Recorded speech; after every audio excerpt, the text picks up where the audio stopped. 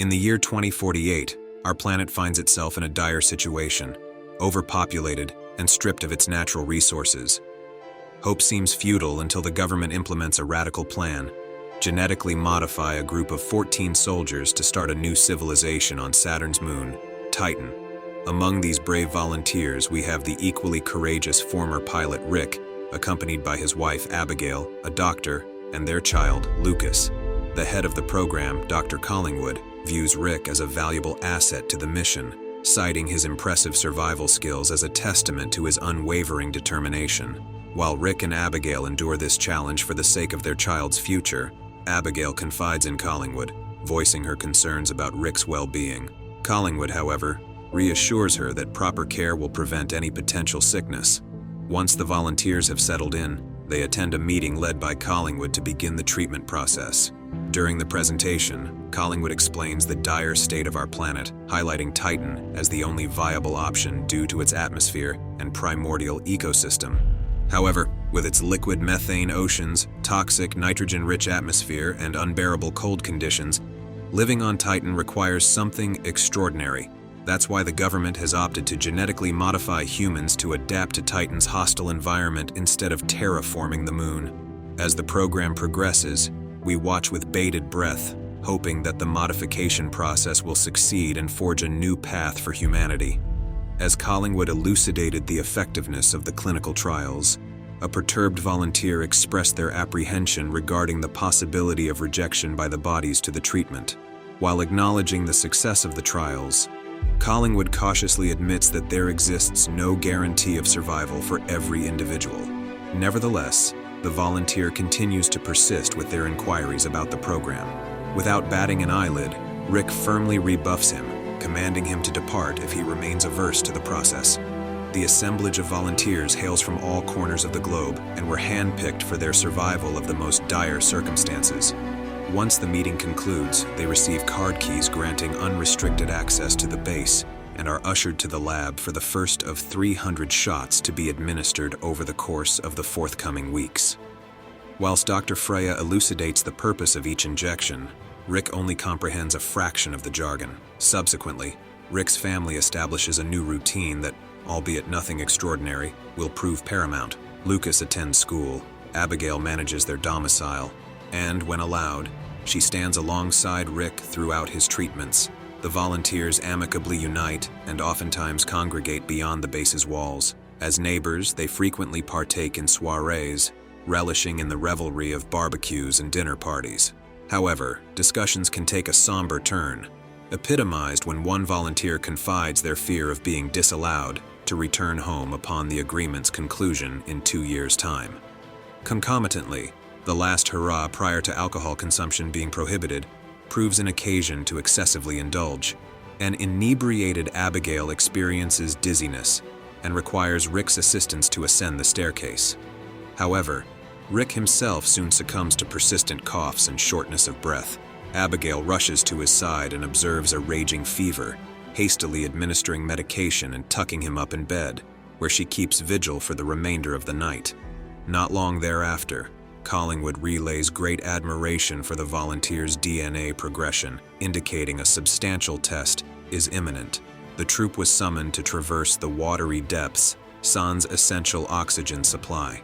As the clock ticked past the half-hour point, only Rick and Tally remained in the game, morphing the activity into a whimsical contest.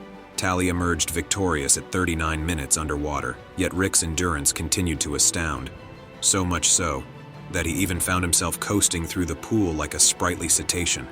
Rick's unorthodox swimming style amazed onlookers as he propelled himself forward at a remarkable velocity, moving his fins with an ease that rivaled that of a dolphin. In the evening, Rick decided to showcase his new aquatic move to his son in their garden pool. Afterwards, he lovingly tucked Lucas in for the night, but to his surprise, the topic of his late grandfather was brought up. Lucas firmly believed that his grandfather would have adored the aquatic spectacle. Rick, appreciating the sentiment, chose to indulge in some frisky water playtime with his wife, Abigail. However, their swimming efforts were momentarily halted when Abigail noticed some peculiar black veins on Rick's body. Despite her reservations, Abigail chose to dismiss the alarming discovery.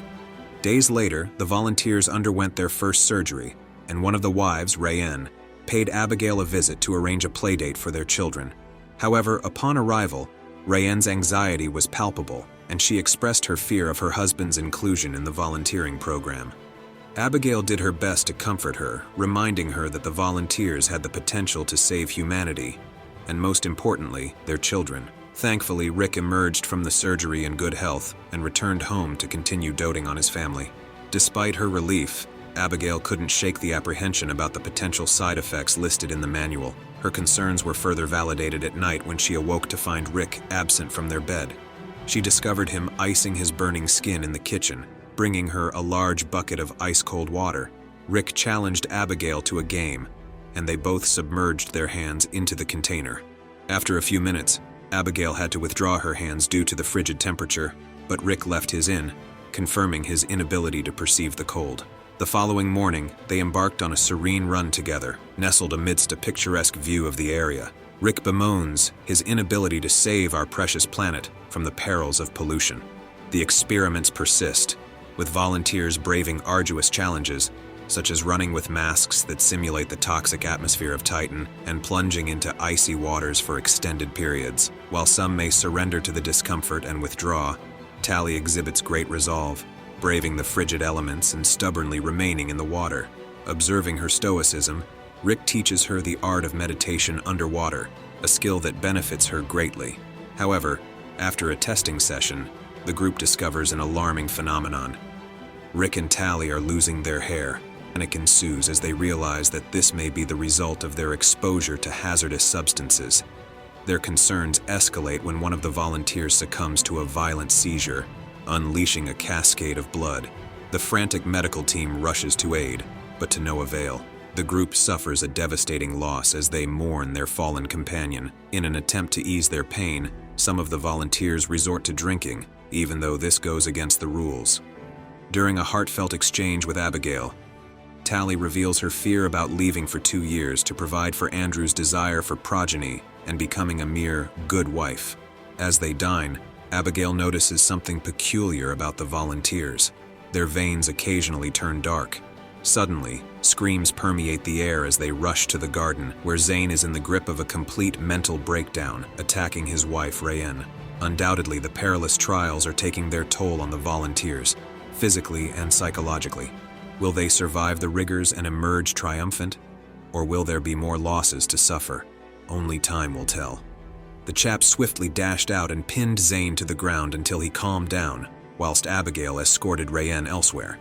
Come the morrow, Freya graced the neighborhood to distribute additional medicine to the volunteers, preventing them from suffering the same fate as the deceased maiden and Zane.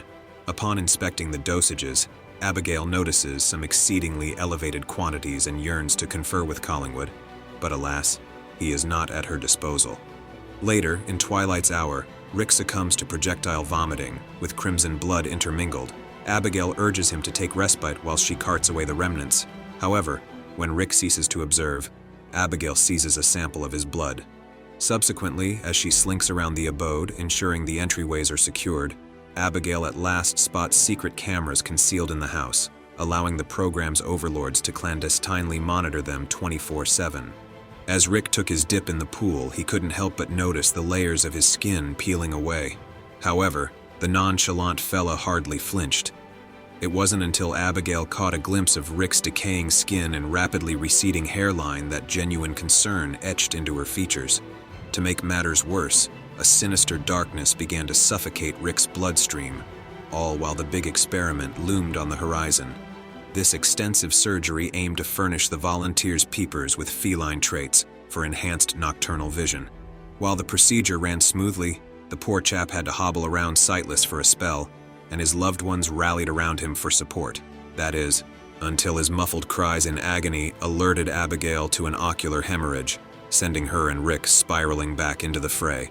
They take him to the laboratory for another operation, and Abigail approaches Collingwood to inquire about what is happening. She emphasizes that something is alive inside Rick and that she knows about the cameras. Collingwood explains that he didn't want the cameras, but they were a Pentagon order for security. He adds that his blindness is part of the process and assures her that Rick will be fine in a few days. Abigail suspects there's more. He's not telling her, but Collingwood sends her home. Abigail goes home and begins to prepare clothes for Rick, when suddenly she hears sirens. When she goes out, she discovers that the army is surrounding Zane's house. She's not allowed to approach, but witnesses the horrifying spectacle that unfolds. A mutated Zane throws Rayanne out of the window, killing her instantly. Soldiers storm the house and shoot Zane, killing him too. Later at the base, Abigail watches over Rick and hears more soldiers arriving. Since Collingwood will be busy handling the situation, Abigail seizes the opportunity to take Rick's magnetic key and snoops around. After strategically avoiding security, she enters Collingwood's office and finds files indicating that volunteers are infusing their DNA with animal DNA to reach the next evolutionary stage, which Collingwood has named Homo Titanians. Collingwood, on the other hand, holds a discourse with Colonel Solano and representatives from NASA, who unanimously agree to shut down the dubious initiative on the grounds of unvalidated science. The harmony is shattered. Violence permeates the morality of the project, gradually adopting a criminal slant reminiscent of the Nazi regime. Colonel Solano fervently demands the termination of the program, but Collingwood and his consultant apprise that the ultimate decision rests with the ministers of defense, making their departure moot unless stated otherwise. As Freya likewise voices her disapproval and urges Collingwood to reconsider, he cavalierly dismisses her concerns. In due course, Rick is discharged, and Collingwood accompanies him home, assuring that his vision will recover within the next 24 hours. Apparently, the side effects were unanticipated, whereby the heightened senses overwhelmed Zane's faculties, necessitating further surgery. When recalcitrant Abigail at long last confronts Collingwood and demands answers, he eventually confesses to the unanticipated injection of animal DNA into the volunteers. Alas, he concedes that the outcome cannot be predicted. Although he empathizes with Abigail's caution, he avers that the risks were known from the outset, and the new surgery is vital for Rick's survival to Abigail's consternation. The following day, Rick eagerly peeled off his bandages and breathed a sigh of relief as he verified his eyesight was intact. In a shrewd move to sidestep the possibility of bald patches, he expertly shaved his head. As the sun slipped beneath the horizon, Rick was astounded to find that he could perceive every tiny detail in the darkness without any struggle. Without wasting a minute, he uttered the affirmative words the doctor had been waiting for. Collingwood had to conduct the procedure. While the families sat shuttered at home, all the volunteers underwent the surgery, but it turned inauspicious as most of them couldn't make it. There were countless complications. Akin to a theatrical twist, only Rick and Tally were left in a healthy state. The following day, Andrew, Abigail, and Lucas swung by for a visit. To their horror, they found out that Rick and Tally had become mutants who communicated only by touching and a low-frequency transmission that was inaudible to the human ear. Rick pressed his palm against the rigid barrier, a fragile wall shielding him from the world outside. Abigail wept as she watched him, her tears intensifying when Collingwood presented her with Rick's wedding band. In a matter of days, Tally and Rick were set to embark on a journey to Titan. Yet, in the meantime, they were permitted to remain at home. Rick struggled to adapt to human attire, lashing out by accident when Abigail tried to help him. Although he endeavored to comfort her, Abigail recoiled from Rick's touch, now crippled with fear. Rick found solace in the pool, feeling more at ease there than within the confines of his home. One evening, whilst putting Lucas to bed, Abigail caught sight of Tally entering the garden, her hand smothered in blood. Rick, unperturbed, made his way towards Tally and communicated with her through an array of peculiar tendrils that emerged from his fingers. As the army descended upon the neighborhood and discovered Andrew deceased in the shower, Abigail fled upstairs with Lucas, Tally being shot with tranquilizer darts before being brought down. However, Tally sprang to life and, utilizing the tentacles, killed one of the soldiers, prompting the remaining troops to open fire. In an attempt to apprehend Rick, the soldiers were summarily dispatched with ease due to his newfound strength. Rick attempted to drown the last soldier in the pool, but the ruckus caught the attention of Abigail, who emerged to intervene, although it was too tardy. Realizing the magnitude of his actions, Rick absconded. Colonel Solano ordered his team to track down Rick, disregarding Collingwood's request to preserve him as a valuable research subject. Abigail and Lucas were whisked away to the safety of the base. But Abigail's determination led her on a quest to find Rick. With her heart racing, she darted towards their beloved hideaway only to find Rick waiting for her. As she offered her trembling hand in a show of bravery, Rick's tentacles quickly ensnared her wrist, but instead of fear, Abigail's lips met his. Just as the intensity of the moment peaked, the sound of army helicopters shattered their reverie, rendering them unconscious. When Abigail woke up, she found Collingwood by her bedside, explaining that they had to act in her best interests. Unfortunately, the Pentagon deemed their program a failure and planned to transfer Rick to Titan due to the hazardous effects of Earth's atmosphere on his alien body.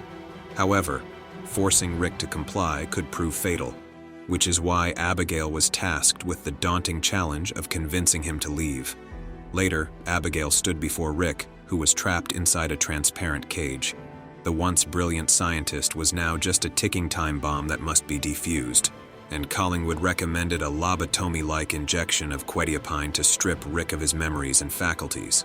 Though Abigail bristled at the notion, her resolve wavered as she feared what would happen if the injection wasn't given.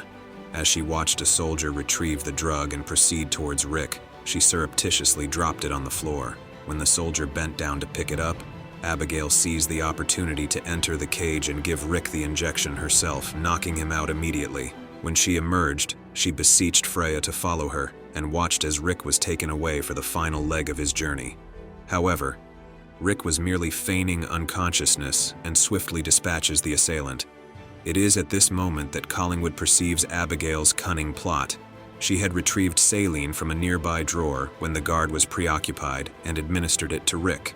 The enemy forces unleash a hail of bullets, yet Rick dashes into hiding spots that provide him with an advantageous vantage point. Meanwhile, Abigail retrieves Lucas with the aid of Freya, and they locate a concealed exit where they reunite with the gravely injured Rick. Lucas and Abigail embrace him, reaffirming their lack of fear, whilst Freya embarks on a quest to procure medical supplies. Unexpectedly, the armed soldiers converge on their position, and Collingwood commands the women to flee. Failure to comply would result in entire annihilation. Unwavering, Abigail refuses to desert her comrades, and Collingwood orders his subordinates to open fire. However, Solano demonstrates his integrity and bravery by refusing to harm two unarmed females and a defenseless youngster. Instead, he raises his firearm towards Collingwood. The other soldiers follow suit, resulting in Collingwood's capture. Abigail races to Rick's side, and their embrace fortifies his most cherished memories. Eventually, Abigail and Freya transition to researching the Titan II plan, using ethical methodologies to safeguard humanity. Meanwhile, Rick is transported to Titan, where he acquires astounding appendages, wings that facilitate flight within his new abode.